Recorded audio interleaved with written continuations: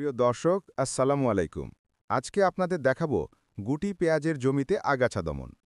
এর আগের ভিডিওতে দেখাইছিলাম গুটি পেঁয়াজ লাগানোর জন্য জমি তৈরি। সেই জমিতে গুটি পেঁয়াজ লাগানো হয়ে গেছে।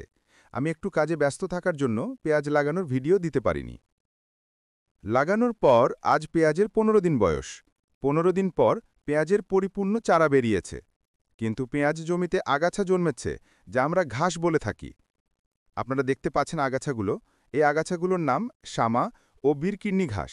শামা বিরোকিনী আগাছাগুলো দমনের জন্য একটি কীটনাশক স্প্রে করা হবে।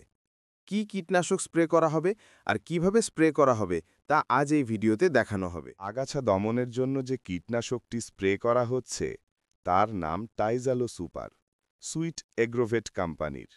এই কীটনাশকটি প্রতি লিটারে ৩ মিলি হারে পানিতে মেশাতে হবে।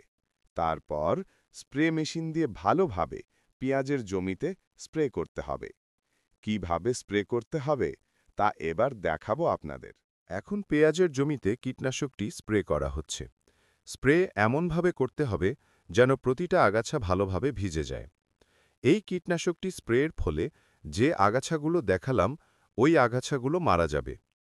তবে কীটনাশকটি স্প্রে করার পর ২ থেকে ৩ দিন পর আগাছা দেখলে বোঝা যাবে কীটনাশকের কার্যকারিতা। আজকে এই পর্যন্ত।